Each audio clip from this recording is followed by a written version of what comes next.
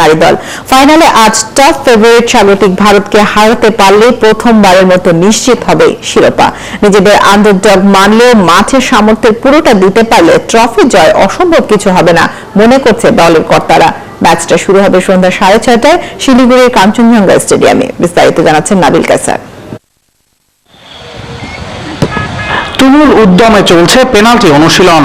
Group পর্বের ম্যাচে ভারতকে ড্রয়ে আটকে রাখা গেল, ফাইনালে সেই উপায় নাই। ম্যাচ শুট আউটে গড়ালে ভাগ্য পরীক্ষা যাতে বাংলাদেশি জেতে সে কারণেই এত কসরত। লাল সবুজের মূল শক্তি মিডফিল্ড হয়ে অ্যাটাক, কিন্তু গেল 3 বারের চ্যাম্পিয়ন ভারতের সাথে অতি আক্রমণ ডেকে আনতে পারে বিপদ। অনূর্ধ্ব 16 থেকে উঠে আসা ডিফেন্ডারদের সাথে গোলকিপার সাবিনাই তাই ভরসা। ব্যাক টু ব্যাক ম্যাচ চলছেই, ফাইনালের আগে তাই হালকা ট্রেনিংয়েই কাজ সেরেছেন কোচ। জানিয়েছেন চাপকে পাত্তা দেয় না তার মেয়েরা। আমরা যাওয়ার পরে বলেছি যে আমরা আক্রমণাত্মক ফুটবল করে এবং জয়লাভ করে ফাইনালে যাবো, কারণ যেহেতু ফাইনাল খেলা আমরা পৌঁছে গেছি, আমরা আমাদের সর্বোচ্চ চেষ্টা করে আমরা ভালো কিছু করার চেষ্টা। বাংলাদেশকে সমীহ করলেও কে জিতবে এই প্রশ্নে ভারতীয় কোচের সোজা সাপটা উত্তর।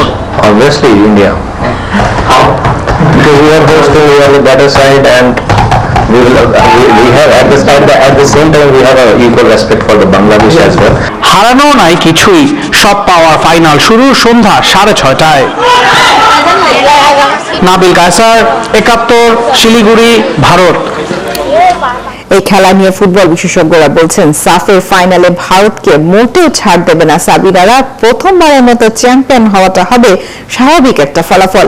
তাদের মতে বাংলাদেশের মেয়ে ফুটবলারদের এই সাফল্য রাতারাতি আসেনি।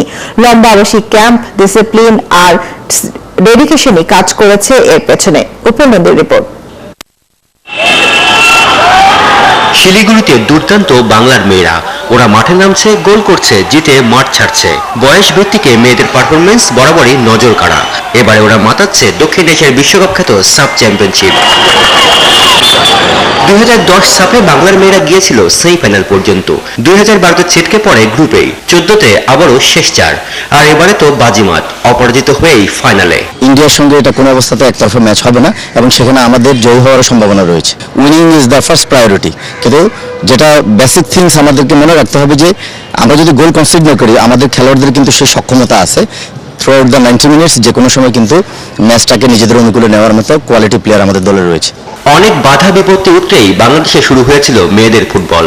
সময়ের সাথে সাথে মেয়েরা বুঝিয়েছে ছেলেদের থেকে ওরা কম না ফুটবল মাঠে। নিয়মিতই সাফল্য ছড়াচ্ছে বাংলাদেশের মেয়েরা। কিছুদিন আগেই নেপালে গিয়ে জিতে এসেছে এএফসি অনূর্ধ্ব 14 মহিলা ফুটবল আঞ্চলিক চ্যাম্পিয়নশিপের শিরোপা।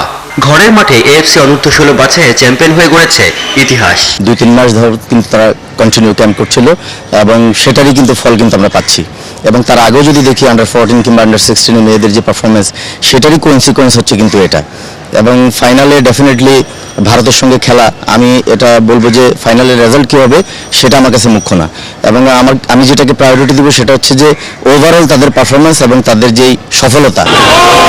শিলিগুড়িতে আসার আগেও ফাইনাল নিয়ে ভাবেনি বাংলাদেশ। প্রাথমিক লক্ষ্য ছিল সেমিফাইনাল। সে কারণেই স্বপ্নের ফাইনালে পৌঁছে শিহরিত সবাই। অপেক্ষা এখন প্রথমবারের মতো সাফের শিরোপা উঁচিয়ে ধরা। উপনন্দী, 71, ঢাকা। বাংলাদেশ দলের জন্য রইল শুভকামনা জানাতে চাই নিউজিল্যান্ডে বাংলাদেশের আরেক ক্রিকেট দলকে। দল হিসেবে খেললে নিউজিল্যান্ডকে না হারানোর কিন্তু কোনো কারণই দেখছেন না মাহমুদুল্লাহ রিয়াদ। তার মতে অচেনা নতুন ভেন্যুতে নতুন কিছু করে দেখাতে প্রস্তুত টিম বাংলাদেশ। স্থানীয় সময় বিকেল 4টার কিছু পরে নতুন ভেন্যু তাওরাঙ্গার মাউন্ট মাঙ্গানুইয়েতে পৌঁছবে জাতীয় দল। নিউজিল্যান্ড থেকে আরো জানাচ্ছেন দেব চৌধুরী।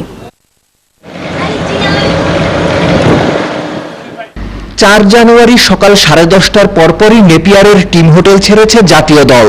টাইগারদের পরের গন্তব্য তাওরাঙ্গা, ম্যাচ ভেন্যু মাউন্ট মাঙ্গানুয়ের বে ওভাল, যে মাঠে আজ পর্যন্ত কোনো ম্যাচই খেলেনি বাংলাদেশ।